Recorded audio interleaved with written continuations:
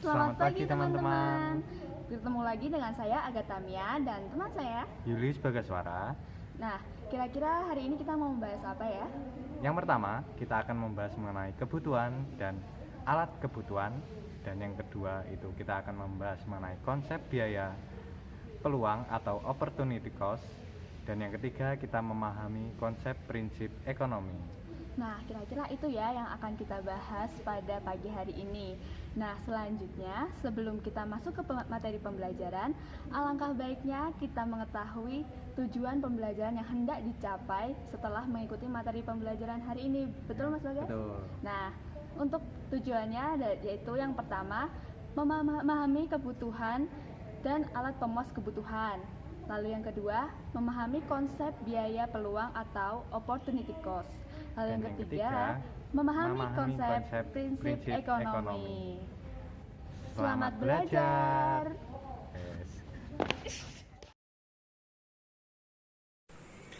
Baik, kali ini kita akan masuk ke dalam materi. Materi yang pertama, kita perlu mengetahui apa itu kebutuhan. Nah, kebutuhan itu hasrat yang timbul dalam diri manusia yang jika tidak terpenuhi dapat mempengaruhi kelangsungan hidupnya.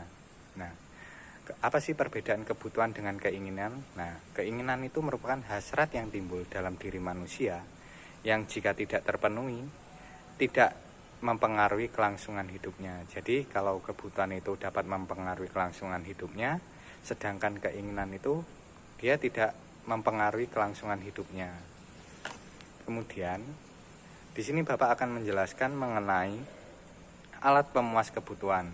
Nah, di sini ada beberapa jenis alat pemuas kebutuhan. Yang pertama itu berdasarkan cara memperoleh. Berdasarkan cara memperoleh ini, yang pertama ada barang ekonomi. Nah, barang ekonomi itu yaitu barang yang didapat dengan cara mengorbankan sesuatu untuk mendapatkannya. Nah, jika kita ingin mendapatkan suatu barang itu, kita harus mempunyai modal atau mempunyai uang untuk mendapatkan barang tersebut. Contohnya itu ketika kita ingin membeli BBM, ketika kita ingin membeli alat-alat elektronik seperti laptop, seperti HP, dan lain-lain. Kemudian yang kedua itu barang non-ekonomis atau bebas, di mana barang yang bisa didapat tanpa pengorbanan atau biaya. Nah, contohnya dia itu seperti sumber daya alam, seperti sinar matahari, oksigen. Nah, itu kan kita tidak memerlukan biaya untuk mendapatkan barang tersebut. Kemudian yang kedua itu berdasarkan cara penggunaan. Nah, berdasarkan cara penggunaan ini ada beberapa poin. Poin pertama itu barang pribadi. Barang pribadi ini barang yang dimiliki dan digunakan oleh individu atau perorangan. Contohnya itu seperti pakaian. Nah, pakaian yang kita gunakan ini merupakan barang pribadi, barang yang kita miliki secara pribadi. Dan yang kedua itu barang publik. Nah, barang publik ini barang yang digunakan untuk kepentingan masyarakat umum. Contohnya itu bis kota, seperti kalau di Jogja itu seperti Trans Jogja, kalau di Jakarta itu seperti Transjakarta. Nah, seperti transportasi umum itu merupakan barang publik atau barang yang digunakan oleh semua orang atau masyarakat umum. Yang ketiga itu berdasarkan hubungan pemakaian. Nah, berdasarkan hubungan pemakaian ini ada beberapa poin. Poin pertama itu barang substitusi atau barang yang didapat menggantikan barang lain. Contohnya itu jagung bisa menggantikan beras untuk bahan makan sehari-hari. Terus yang kedua itu barang komplementer atau barang yang kegunaannya bertambah jika digunakan bersama dengan barang lain. Contohnya itu kaos kaki dan sepatu. Nah, jika kita menggunakan sepatu, pasti kita akan menggunakan kaos kaki. Jika kita menggunakan jas, pasti kita akan menggunakan dasi. Nah, seperti itu contohnya. Yang keempat itu berdasarkan proses pengolahan, di mana berdasarkan proses pengolahan ini ada beberapa poin. Yang pertama itu barang mentah. Nah, barang yang belum mengalami pengolahan. Nah, seperti itu. Contohnya di sini kita mencontohkan seperti bahan tekstil. Yang pertama itu sebelum mengalami pengolahan itu seperti kapas. Nah, terus yang kedua, barang setengah jadi, di mana barang yang telah diproses tapi belum menjadi barang siap pakai. Jadi dari kapas itu diproduksi menjadi barang setengah jadi, menjadi benang, seperti itu contohnya. Dia ini barang yang sudah menjadi barang tetapi belum bisa dipakai.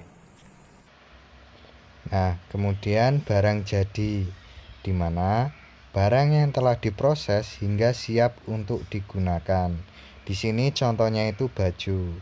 Nah, dari ketiga poin berdasarkan proses pengolahan, dapat disimpulkan bahwa ketiga ini memiliki kesinambungan dari barang mentah menjadi barang setengah jadi, kemudian berakhir menjadi barang jadi.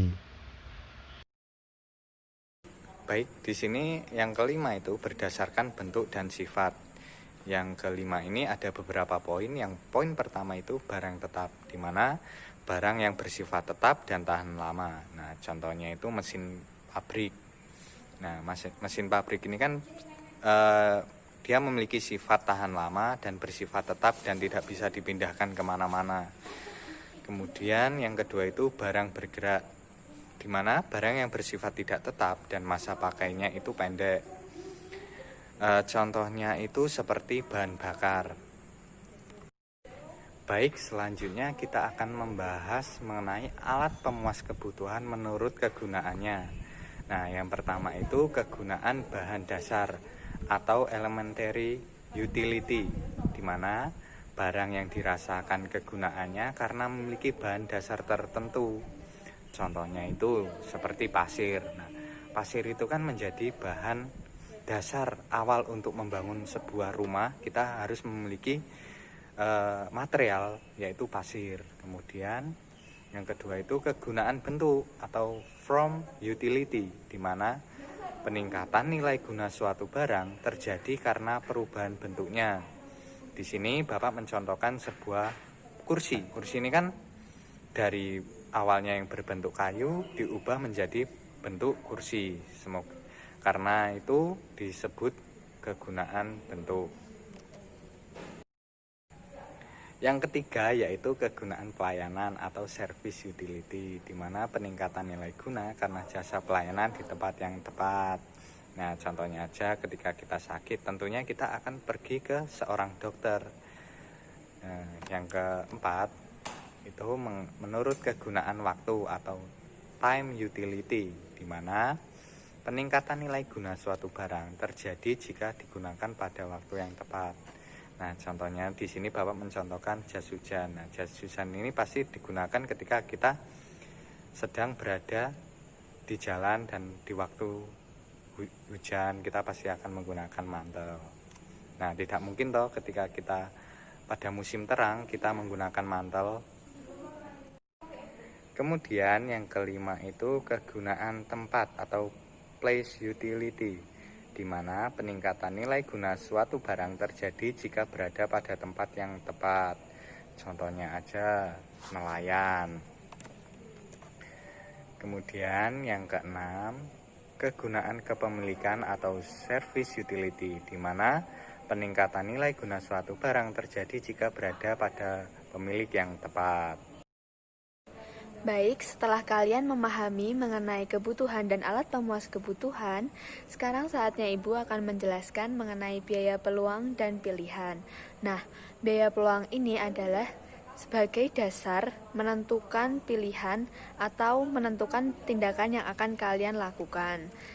Nah, misalnya nih, Anda memiliki uang sebesar 150 juta. Manakah yang akan Anda pilih antara memilih liburan pergi ke Paris atau membeli sebuah mobil? Mari kita lihat pembahasan berikut ini. Contoh yang sudah kita angkat tadi, Anda memiliki uang sebesar 150 juta rupiah. Dengan uang sebesar itu, Anda memiliki kesempatan untuk liburan ke Paris atau membeli sebuah mobil. Nah, jika Anda memilih untuk membeli mobil, maka Anda akan kehilangan kesempatan untuk menikmati keindahan Paris. Begitu pula sebaliknya. Apabila Anda memilih untuk liburan ke Paris, Anda akan kehilangan kesempatan untuk membeli sebuah mobil. Nah, kesempatan yang hilang itulah yang disebut sebagai biaya peluang. Selanjutnya, biaya peluang menurut Gregory Mankiw adalah segala sesuatu yang harus dikorbankan untuk memperoleh sesuatu. Kemudian, menurut Paul Samuelson, biaya peluang adalah suatu keputusan memilih suatu hal dengan menyerahkan sesuatu yang lain untuk dikorbankan.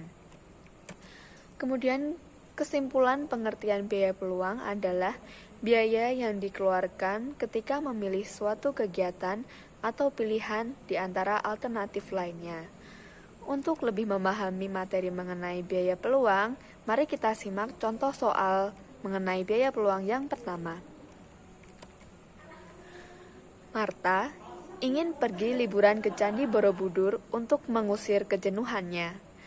Untuk liburan tersebut, Martha harus membayar biaya transportasi sebesar Rp150.000 dan tiket masuk sebesar Rp50.000. Jika tidak pergi liburan, Martha dapat bekerja dan menghasilkan upah sebesar Rp300.000 per hari. Pertanyaannya, berapa biaya peluang bila Martha memilih liburan ke Candi Borobudur? Mari kita bahas contoh soal yang pertama.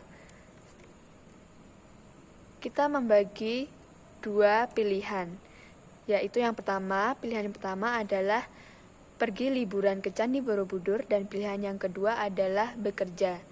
Kita lihat rincian biaya yang diperlukan untuk pergi liburan ke Candi Borobudur, yaitu yang pertama tadi sudah dijelaskan di soal, yaitu biaya transportasi sebesar Rp150.000, lalu yang kedua ada biaya tiket masuk sebesar Rp50.000 yang dijumlahkan total menjadi Rp200.000. Sedangkan apabila Martha memilih bekerja, ia akan menghasilkan upah sebesar Rp300.000. Nah, dalam soal tadi, Martha memilih untuk pergi liburan ke Candi Borobudur, maka biaya peluangnya adalah sebesar Rp300.000, yaitu hasil yang akan ia dapatkan apabila ia bekerja di hari tersebut. Kemudian mari kita lihat contoh soal yang kedua. Rio adalah seorang siswa yang baru lulus SMA dan ingin melanjutkan kuliah untuk mendapat gelar sarjana atau S1. Biaya yang harus diluarkan adalah sebagai berikut. Biaya gedung sebesar Rp30 juta. Uang semester kita asumsikan 8 semester atau 4 tahun, yaitu satu semesternya 6 juta, sehingga 8 kali 6 juta rupiah. Yang apabila dijumlahkan jadi sebesar Rp48 juta. Dan juga membeli buku paket sebesar Rp3 juta. Jika Rio tidak memilih kuliah, dapat bekerja dengan gaji sebesar Rp4 juta sebulan. Pertanyaannya, berapa biaya peluang Rio untuk kuliah S1? Di sini kita lihat bahwa Rio lebih memilih untuk kuliah S1 dibandingkan bekerja dan memperoleh gaji sebesar 4 juta sebulan. Mari kita lihat pembahasan berikut ini. Kita kelompokkan menjadi dua pilihan, misalnya tadi adalah kuliah dan bekerja. Rincian biaya kuliah terdiri dari biaya gedung sebesar Rp30 juta, lalu uang semester yaitu 8 semester yaitu sebesar Rp48 juta, lalu buku paket sebesar Rp3 juta. Apabila ditotalkan, maka jumlahnya adalah Rp81 juta. Sedangkan apabila ia bekerja, ia akan menghasilkan upah sebesar Rp4 juta per bulan. Nah, kita asumsikan bahwa dia bekerja selama 4 tahun atau 8 semester. Misalnya 4 juta dikali 12 yaitu adalah 12 bulan, dikali 4 tahun. Jadi upah yang akan dia dapatkan selama bekerja 4 tahun adalah sebesar 192 juta rupiah. Maka karena Rio memilih untuk kuliah S1, maka biaya peluangnya adalah sebesar 192 juta rupiah.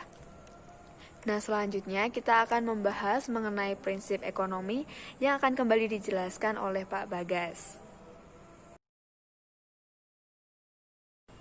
Baik, setelah kalian mempelajari mengenai biaya peluang dengan Bu Mia, selanjutnya Bapak akan menjelaskan mengenai prinsip ekonomi. Nah, prinsip ekonomi itu merupakan berusaha dengan pengorbanan sekecil-kecilnya untuk memperoleh hasil tertentu atau dengan pengorbanan tertentu ingin memperoleh hasil maksimal. Di sini ada beberapa ciri-ciri prinsip ekonomi. Yang pertama itu bersikap hemat. Nah, dengan kita mempelajari ekonomi, kita di sini juga dituntut untuk bersikap hemat. Kenapa? Seseorang dalam melakukan tindakan ekonomi selalu menghindari pemborosan dengan membeli barang-barang yang memang benar-benar tidak dibutuhkan. Makanya kemarin kita sudah belajar mengenai skala prioritas, mana yang penting dan mana yang tidak penting untuk dibeli. Yang kedua itu menyusun skala prioritas. Nah, seperti yang Bapak jelaskan awal tadi, yang pertama. Nah, yang kedua ini menyusun skala prioritas maksudnya dalam memenuhi kebutuhannya, seseorang membuat urutan di mana pemenuhan kebutuhan berdasarkan tingkat kepentingan. Skala prioritas dimulai dari pemenuhan kebutuhan yang paling mendesak sampai kebutuhan yang pemenuhannya bisa ditangguhkan. Terus yang ketiga itu bertindak rasional. Maksudnya, dalam melakukan kegiatan atau tindakan ekonomi, selalu menggunakan akal sehat, bukan berdasarkan emosi atau hawa nafsu. Jadi, ketika kita ingin mengerjakan sesuatu, kita itu bukan mengerjakan dengan emosi atau hawa nafsu yang menyebabkan pekerjaan itu tidak bekerja maksimal, sehingga membuat pekerjaan itu semakin ruwet. Terus yang keempat itu memperhitungkan untung rugi. Nah, maksudnya dalam melakukan kegiatan ekonomi harus selalu memperhitungkan keuntungan atau kerugian yang akan didapat. Contohnya aja ketika kita ingin membeli suatu barang.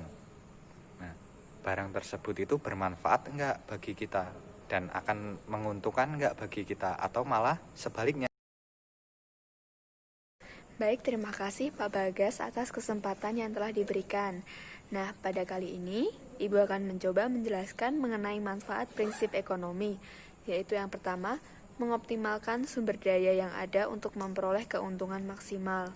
Lalu yang kedua, bekerja hemat, tepat untuk memperkecil resiko kerugian atau kerusakan.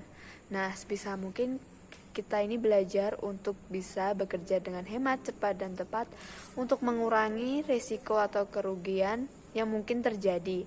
Sehingga tentunya kita membutuhkan perencanaan yang baik dan matang agar kerugian yang nantinya kemungkinan terjadi itu tidak sebesar apabila kita tidak melakukan perencanaan dan melakukan pertimbangan dengan baik.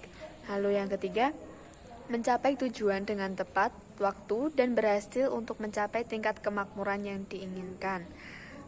Lalu yang keempat, mencapai hasil kerja yang terjamin mutunya untuk memenuhi tingkat kepuasan pelaku ekonomi. Lalu yang terakhir, hidup lebih maju dalam persaingan sehat. Nah, demikian penjelasan dari Pak Bagas dan Bu Mia pada kesempatan kali ini. Semoga kalian dapat mempelajarinya dengan baik dan apabila ada pertanyaan kalian bisa langsung menghubungi Bu Mia atau Pak Bagas. Terima kasih dan selamat belajar.